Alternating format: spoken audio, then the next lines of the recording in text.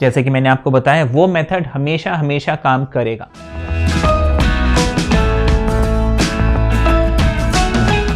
Hello everyone, कैसे हैं आप सब। तो आज हम आगे बढ़ेंगे डिफरेंशियल इक्वेशन में और आज हम करेंगे solution of a differential equation. ये टॉपिक बहुत छोटा सा टॉपिक है और सोल्यूशन ऑफ डिफरेंशियल इक्वेशन में हमें करना क्या है, what exactly is solution of differential equation, ये सारी बातें हम समझेंगे। और सोल्यूशन में भी दो टाइप के सोल्यूशन होते हैं, एक होता है जनरल सोल्यूशन और एक होता है पर्टिकुलर सोल्यूशन। तो सबसे पहले सोल्यूशन है क्या, सोल्यूशन ऑफ डिफरेंशियल इक्वेशन। तो देखिए डिफरेंशियल इक्वेशन तो आप समझ चुके हैं। मान लीजिए मैं बोलता हूं d2y ओवर dx स्क्वायर्ड, ठीक है ना, is it plus y, let's say plus y is equal to 0। ये एक डिफरेंशियल इक्वेशन है। या फिर मान लीजिए मैं लिखता हूं dy by dx is equal to y, ये भी एक डिफरेंशियल इक्वेशन है। अब कोई एक मैं इक्वेशन देता हूं जहां पे जो क्या दिखा रहा है, relation between all the different variables, ठीक है। मान लीजिए मैं बोलता हूं y is equal to e power x, तो ये एक इक्वेशन है, हम बोल सकते हैं, जहां पे दो वेरिएबल्स जो y x एंड y है उसके बीच में ये कोई एक रिलेशन रिप्रेजेंट कर रहा है।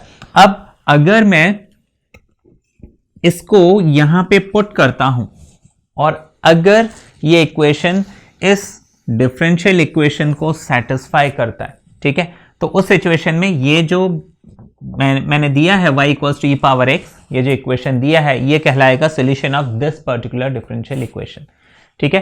तो बात समझ में आ गई। तो solution of differential equation basically ये रिलेशन है डिफरेंट वेरिएबल्स के बीच में, जो अगर हम डिफरेंशियल इक्वेशन में पुट करते हैं तो उसको सेटिस्फाई करता है। उसके लेफ्ट हैंड साइड और राइट हैंड साइड हमें या तो इक्वल मिलेंगे या तो वो उसको ओवरऑल सेटिस्फाई करेगा, माना 0 मिल जाएगा, ठीक है। फिर जैसे कि ये सेकंड मैंने इक्वेशन दिया हुआ है, तो इसमें मान लीजिए मैं लिखता हूं y equals to a cos x plus b sin x।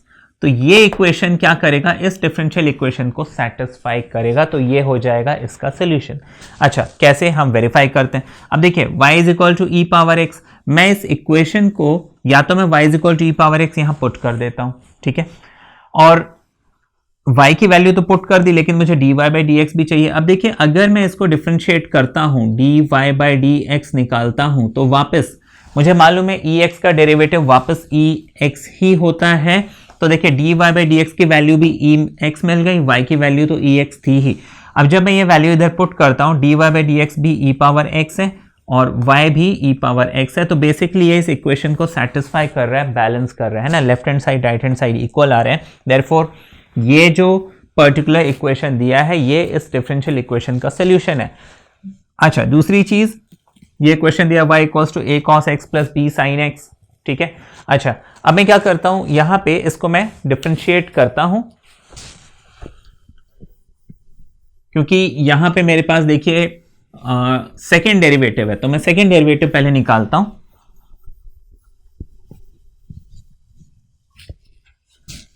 इस y को जब डिफरेंशिएट करेंगे dy बाई dx मुझे मिल जाएगा, हम यहीं पे कर लेते हैं, इतनी प्रैक्टिस हो जानी चाहिए अभी तक कि हम इसको डायरेक्टली डिफरेंशिएट कर सकें। Now a as it is रहेगा, cos का डेरिवेटिव होता है माइनस साइन x, फिर b एज इट इज रखते हैं, साइन का डेरिवेटिव cos प्लस का साइन आ जाएगा, ठीक है। ये dy बाई dx की वैल्यू मिल गई, लेकिन मुझे चाहिए सेकेंड डेरिवेटिव यानी d2y बाई dx स्क्वायर। तो हम यहां पे सेकेंड डेरिवेटिव यानी ये जो हमने डिफरेंशिएट करके निकाला इसको दोबारा से डिफरेंशिएट करेंगे, तो d2y बाई dx स्क्वायर्ड मैं लिखूंगा इज इक्वल टू, देखिए ये a एज इट इज रहने देते हैं, साइन का डेरिवेटिव होता है cos, माइनस साइन को एज इट इज रहने देते हैं, फिर इस b को हम लिखेंगे, cos का डेरिवेटिव होता है माइनस साइन, तो प्लस माइनस माइनस, तो ये माइनस साइन x आ जाएगा, ठीक है। अब यहां पे अगर मैं माइनस साइन कॉमन लेता हूं तो मुझे a cos x plus b sin x मिल जाएगा। अब मैं अगर देखूं तो d2y upon dx squared is equal to minus of, अब देखिए अगर मैं देखूं a cos x और b sin x, तो ये मेरा ओरिजिनल जो क्वेश्चन दिया था वो ये माना y की वैल्यू है, तो मैं माइनस के साथ यहाँ पे y लिख सकता हूँ। अगर मैं इसको यहाँ शिफ्ट करता हूँ तो ये बन जाएगा d2y over dx squared plus y is equal to 0। तो ये जो y is equal to a cos x plus b sin x है, ये इस इक्वेशन को सेटिस्फाई कर रहा है। देयरफॉर ये जो है ये इस डिफरेंशियल इक्वेशन का सोल्यूशन है। ठीक है, अब हमने सोल्यूशन तो समझ लिया। अब सोल्यूशन समझने के बाद नेक्स्ट चीज जो हमें समझनी है वो है पर्टिकुलर सोल्यूशन और जनरल सोल्यूशन। तो देखिए जैसे ये y is equal to a cos x and b sin x आपको दिया, ये है जनरल सोल्यूशन। ठीक है, ये जो y is equal to a cos x b sin x दिया हुआ है इसको हम बोलेंगे जनरल सोल्यूशन। ठीक है, जनरल सोल्यूशन में आर्बिट्री कांस्टेंट्स होते हैं, ये हमें ध्यान रखना है। जनरल सोल्यूशन में हमेशा आर्बिट्री कांस्टेंट्स इन्वॉल्व होते हैं, तो यहां पे आर्बिट्री कांस्टेंट है। अच्छा, वहीं पे अगर मैं y इज इक्वल टू मान लीजिए 3 cos x and 2 sin x लिखता और इसको मैं सॉल्व करता तो ये भी इस इक्वेशन को सेटिस्फाई करता। ठीक है ना, या फिर कुछ भी मान लीजिए 5 cos x plus 12 sin x randomly, देखिए मैं सोच नहीं रहा हूं, ये रैंडमली मैंने बनाया है। ओके, तो आप इसको यहां पुट करके देखिए। ठीक है, इसको आप डिफरेंशिएट करके जो सेकंड डेरिवेटिव आएगा उसकी वैल्यू पुट करेंगे तो इस इक्वेशन को सेटिस्फाई करेगा। लेकिन ये जो y इज इक्वल टू, ये जो दो इक्वेशंस दिए हैं y is equal to 3 cos x 2 sin x या फिर 5 cos x and 12 sin x, यहां पे कोई भी आर्बिट्री कांस्टेंट नहीं है। मैं एक बार फिर से आपको बता दूं आर्बिट्री कांस्टेंट क्या होता है। तो आर्बिट्री कांस्टेंट एक ऐसा कांस्टेंट होता है जो कांस्टेंट तो है लेकिन उसकी वैल्यू मुझे नहीं मालूम है। जैसे यहाँ पे a sin x लिखा हुआ है, तो देखिए यहाँ पे x जो है इसको हम वेरिएबल मानते हैं, लेकिन ये जो a है इसको हम कांस्टेंट मानते हैं। लेकिन इस a की वैल्यू मुझे अभी नहीं पता कितनी है, 2 भी हो सकता है, 3 भी हो सकता है, 100 भी हो सकता है, कुछ भी हो सकता है। तो ऐसे कांस्टेंट जिसकी वैल्यू मुझे नहीं मालूम है उसको हम बोलते हैं आर्बिट्री कांस्टेंट। ठीक है, तो थोड़ा सा इसमें और वेरिएबल में फर्क होता है। ठीक है, बस नाम का फर्क है, ऐसे भी बोल सकते हैं। नाउ अच्छा, ये हो गया आर्बिट्री कांस्टेंट। लेकिन यहाँ पे जो कांस्टेंट है, now this is not an arbitrary constant, ये मुझे मालूम है इसकी वैल्यू 5 है, इट कैन नॉट चेंज। यहाँ पे जो कांस्टेंट है ये चेंज हो सकता है, मतलब ये 5 भी हो सकता है, 6 भी हो सकता है, 12 भी हो सकता है, 13 भी हो सकता है। ये 5 माना 5 नहीं चेंज होने वाला। तो ये जो है जहां पे कोई भी आर्बिट्री कांस्टेंट इन्वॉल्व नहीं है तो मैं बोलूंगा पर्टिकुलर सॉल्यूशन।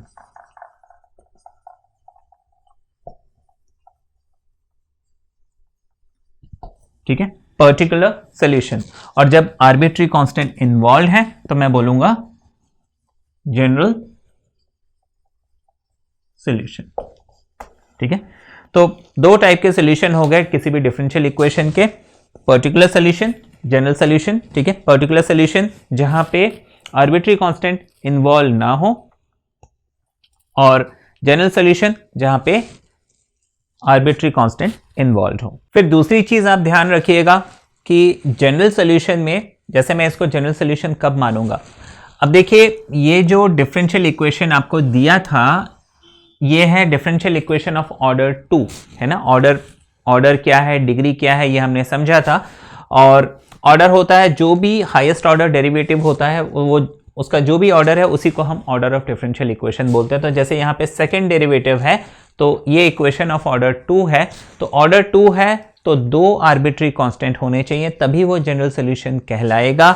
अगर मैं यहाँ पे y इज इक्वल टू सिर्फ a cos x लिख दूं तो this is not a solution, है ना, ये इसका जनरल सॉल्यूशन नहीं कहलाएगा, बिकॉज यहाँ पे हमारे पास ऑर्डर 2 है लेकिन मेरे पास कांस्टेंट एक ही है। ठीक है, तो आर्बिट्री कांस्टेंट उतने ही होने चाहिए जितना ऑर्डर ऑफ डिफरेंशियल इक्वेशन हो। और इसी आर्बिट्री कांस्टेंट की मैं कुछ भी वैल्यू अगर रैंडमली ले लेता हूं, जैसे मैंने यहाँ पे क्या किया, उसी इक्वेशन में a की जगह 3 और b की जगह 2 डाल दिया, यहाँ पे a की जगह 5 और b की जगह 12 डाल दिया। तो अगर मैं आर्बिट्री कांस्टेंट कुछ भी डिफाइन कर देता हूं तो वो फिर पर्टिकुलर सॉल्यूशन बन जाता है। ठीक है, this was the definition, general solution, particular solution. तो आगे हम देखेंगे इसमें क्वेश्चन किस किस टाइप का आएंगे। तो ये आपको एक क्वेश्चन दिया हुआ है, मैंने पूरा क्वेश्चन नहीं लिखा है, मैंने सिर्फ यहाँ पे जो उसका इंपॉर्टेंट पोर्शन है वो लिख दिया है। मैं आपको क्वेश्चन बता देता हूँ। आपको क्वेश्चन ऐसे आएगा कि show that this particular equation y equals to ax plus b upon x is a solution of this particular differential equation. ठीक है, इतना सा क्वेश्चन है। अब देखिए इसमें हमें करना क्या है, जैसे जो मैंने एग्जांपल लिया था वहां पे हमने क्या किया था, डिफरेंशिएट किया था और वो जो डिफरेंशियल इक्वेशन है ऑटोमेटिक बन गया था। अगर नहीं भी बनता है नॉट अ प्रॉब्लम, इसमें बहुत ज़्यादा डरने की ज़रूरत नहीं है कि बहुत डिफिकल्ट टॉपिक है, नथिंग। आपको कुछ नहीं करना है। ये जो y है, अब देखिए मुझे करना क्या है, मुझे प्रूव करना है कि ये जो पर्टिकुलर इक्वेशन दिया हुआ है y equals to ax plus b upon x, वो इस डिफरेंशियल इक्वेशन का सोल्यूशन है। अब मुझे करना क्या है, इस डिफरेंशियल इक्वेशन में देखना मेरे पास डेरिवेटिव कौन कौन से हैं। तो यहाँ पे फर्स्ट ऑर्डर डेरिवेटिव भी है, सेकेंड ऑर्डर डेरिवेटिव भी है। तो मैं इस इक्वेशन को एक बार डिफरेंशिएट करूंगा, दो बार डिफरेंशिएट करूंगा। ठीक है, डिफरेंशिएट करने के बाद मुझे करना क्या है, उसकी वैल्यू उठा के इधर डाल देनी है ना, इस पर्टिकुलर डिफरेंशियल इक्वेशन में डाल देनी है। तो मैं इसको इक्वेशन नंबर, लेट्स से इसको मैंने इक्वेशन नंबर 1 लिया, इसको मैंने इक्वेशन नंबर 2 लिया, डिफरेंशिएट करना शुरू करते हैं। तो dy बाई dx हम लिखते हैं, जैसे कि मैंने शुरू से बोला है, डिफरेंशियल इक्वेशन टॉपिक करने के लिए आपको डिफरेंशिएशन एंड इंटीग्रेशन, इस टॉपिक पे आपकी अच्छी कमांड होनी चाहिए। तो उसके आप बहुत अच्छे से प्रैक्टिस कर लीजिए। ठीक है, ताकि ये टॉपिक आपको इजी लगे। ठीक है, अगर मुश्किल लग रहा है मतलब हाँ मेरा फिर उन टॉपिक्स में कमांड नहीं है, डिफरेंशिएशन एंड इंटीग्रेशन है, मुझे techniques of differentiation and techniques of integration अच्छे से आने चाहिए। नाउ मैं इसको डायरेक्टली डिफरेंशिएट करता हूँ। देखिए x का डेरिवेटिव 1 होता है, तो यहाँ पे सिर्फ a बच जाएगा और मुझे मालूम है d by d x of, देखिए ये कुछ रेडीमेड फॉर्मूले मैंने डिफरेंशिएशन पढ़ाते टाइम बताए हैं और ये आपको याद रखना है, ये आपका काम आसान कर देगा। ठीक है, मुझे यहाँ पे फिर पूरा सॉल्व नहीं करना पड़ेगा। तो d by d x of 1 upon x होता है माइनस 1 अपॉन एक्स स्क्वायर। तो ax, यहाँ पे x का डेरिवेटिव 1 है तो मैं सिर्फ a लिखूंगा और ये b 1 अपॉन x है ये। ठीक है, b के नीचे x मतलब b अपॉन x या फिर b इंटू 1 अपॉन x, और मुझे मालूम है 1 अपॉन x का डेरिवेटिव होता है माइनस 1 अपॉन एक्स स्क्वायर। तो मैं इस b के साथ माइनस 1 अपॉन एक्स स्क्वायर लिखूंगा, b इंटू 1 b हो जाता है, तो मैं इस 1 को ऑल टुगेदर हटा देता हूं। तो ये हो गया dy बाई डी एक्स की वैल्यू, यानी a minus b upon x square.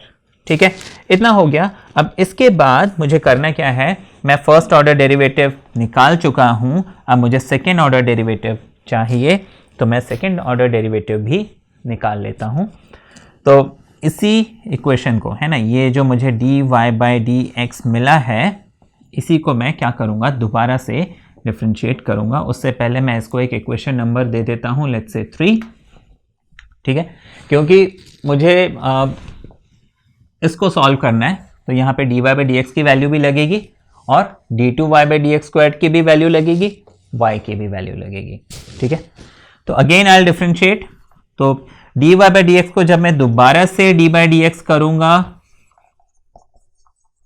तो वो बन जाता है d2y over d x square, right, is equal to, मैं लिखूंगा d by d x of a minus b upon x square. अच्छा, ये क्या बन जाएगा। अब इसके बाद देखिए a का डेरिवेटिव, ठीक है, a इज अ कांस्टेंट है ना, a is a arbitrary constant, तो इसका डेरिवेटिव हो जाएगा 0। अब देखिए माइनस b है और 1 अपॉन एक्स स्क्वायर है, तो यहाँ पे मैं बता दूं, मैंने एक और फॉर्मूला जो है डिफरेंशिएशन कराते टाइम पढ़ाया है, वो है minus, sorry not minus, 1 upon x की पावर n, इसका डेरिवेटिव होता है minus n upon x power n plus 1। ठीक है, 1 अपॉन एक्स पावर n, इसका डेरिवेटिव होता है minus n upon x power n plus 1, जो भी पावर होगा, ठीक है, नीचे एक बढ़ जाएगा। ठीक है, और ऊपर जो है वही पावर आ जाएगा। तो यहाँ पे ये माइनस साइन पहले से है, तो नीचे जो x स्क्वायर है, इसको मैं लिख लेता हूं एक्स क्यूब, है ना, क्योंकि एक बढ़ाना है इस फॉर्मूले के हिसाब से, तो 2 + 1 3 हो जाएगा। ये जो 2 है इसको मुझे ऊपर लिखना है, तो मैं 2b लिख लेता हूं, और मुझे माइनस साइन भी लगाना है इस फॉर्मूले के हिसाब से, और पहले से माइनस साइन था तो माइनस और माइनस प्लस हो जाएगा, तो हम इस प्लस को और 0 को ऑल टुगेदर हटा देते हैं। ठीक है, तो ये हमें क्या मिल गया, d2y/dx²। ठीक है, तो d2y/dx² मुझे मिल गया, ये हो गया हमारा इक्वेशन नंबर 4।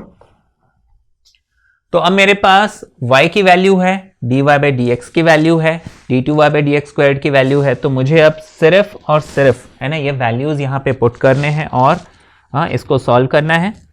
तो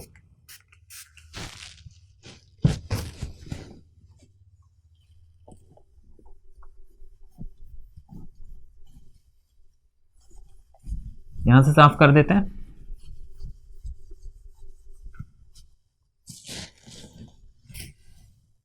तो देखिए ये डिफरेंशियल इक्वेशन है, मैं यहां पे क्या करता हूं, x² लिखता हूं। ठीक है, यहां पे d2y/dx² की वैल्यू पुट करनी है। d2y/dx² क्या है, 2b/x³ पुट कर दिया, प्लस x है मेरे पास, dy/dx। नाउ dy/dx की वैल्यू क्या है ना, x लिखा मैंने, dy/dx, तो इस dy/dx में मुझे ये वैल्यू पुट करनी है जो dy/dx की है इस इक्वेशन से, तो वो है a - b/x²।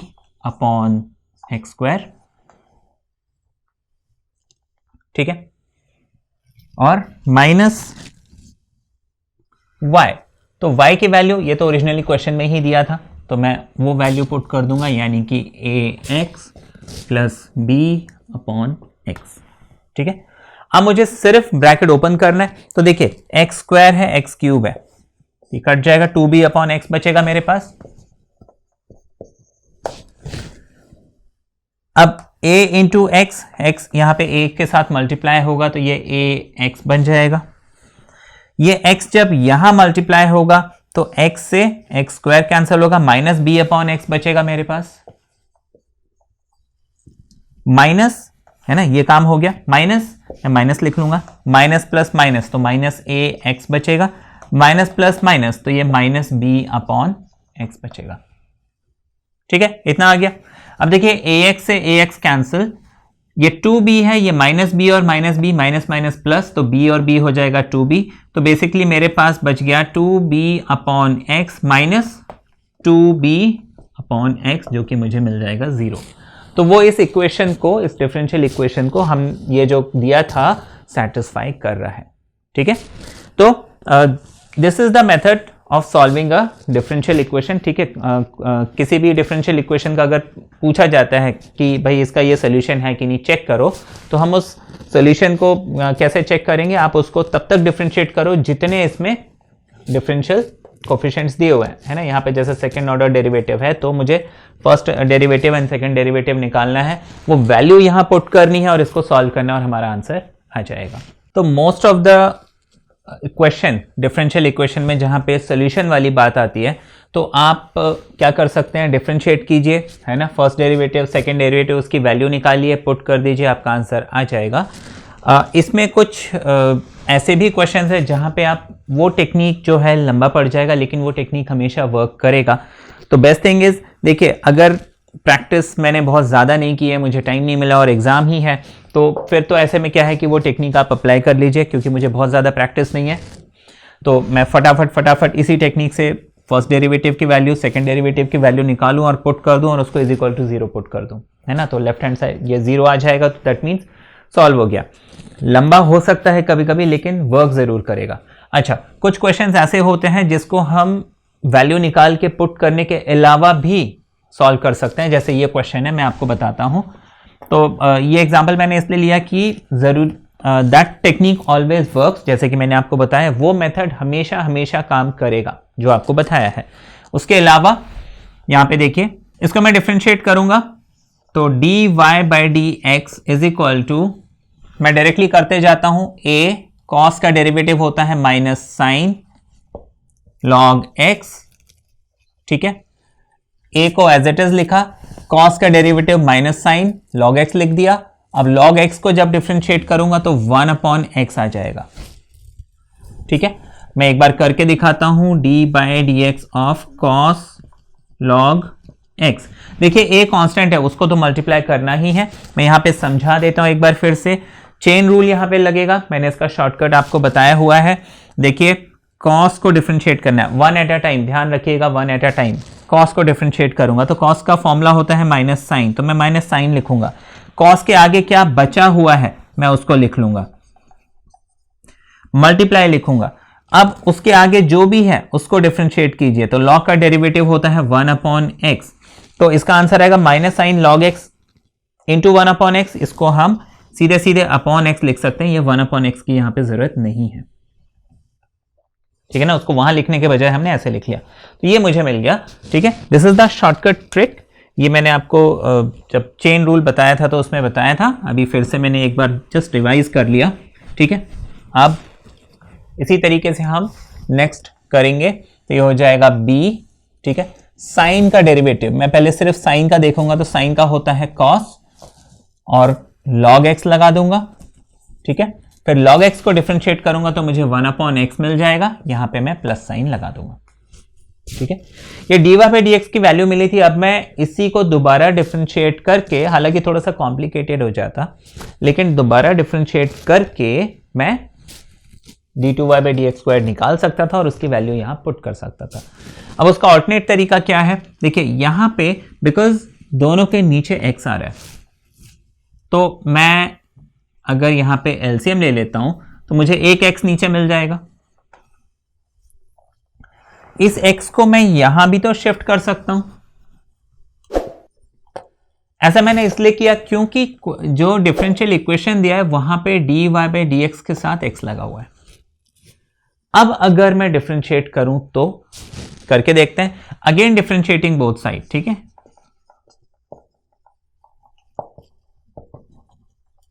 अब मैं दोबारा से डिफरेंशिएट करता हूं, तो यहां पे मैं प्रोडक्ट रूल लगाऊंगा, यह है फर्स्ट फंक्शन और dy/dx है सेकेंड फंक्शन, तो first function multiplied by d/dx of second function,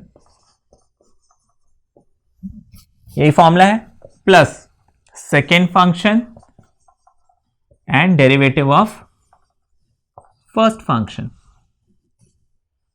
is equal to, अब देखिए यहां पे डिनोमिनेटर में कुछ बचा नहीं, तो मैं इसको दोबारा से वही चेन रूल वाले मेथड से सॉल्व करता हूं। तो माइनस ए मेरे पास पहले से है, साइन का डेरिवेटिव हो जाता है कॉस, उसके साथ में log x लिख लूंगा, उसके बाद log का डेरिवेटिव होता है 1/x, उसको मैं नीचे डाल देता हूं। फिर यहां पे b मुझे एज इट इज लिखना है, cos का डेरिवेटिव होता है माइनस साइन, तो मैंने माइनस साइन लिख लिया और आगे जो log बच गया मैंने उसको लिख दिया। उसके बाद cos का काम खत्म, cos को मैं ऑलरेडी डिफरेंशिएट कर चुका हूं, log को जब मैं डिफरेंशिएट करूंगा मुझे 1/x मिल जाएगा, उसको मैंने यहां पे लिख लिया। ठीक है, इसको फर्दर सॉल्व करते हैं, तो ये देखिए यहां पे x आ गया, d/dx ऑफ dy/dx यानी कि ये बन जाएगा d2y/dx² प्लस dy/dx है यहां पे और dx/dx 1 बन गया, तो उसको लिखने की जरूरत नहीं है, is equal to minus a cos log x minus b sin log x, और क्योंकि दोनों के नीचे x है मैं x को कॉमन ले लेता हूं।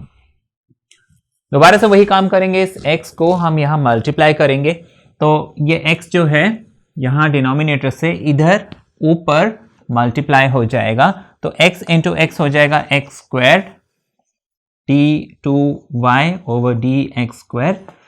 x जब यहां मल्टीप्लाई हो जाएगा, ये हो जाएगा x times dy/dx is equal to, देखिए यहां पे अगर मैं माइनस साइन कॉमन लेता हूं तो यहां ये प्लस बन जाएगा, a cos log x और b sin log x, ये मेरा ओरिजिनल क्वेश्चन दिया हुआ था y इज इक्वल टू, तो मैं इज इक्वल टू लिख सकता हूं माइनस y।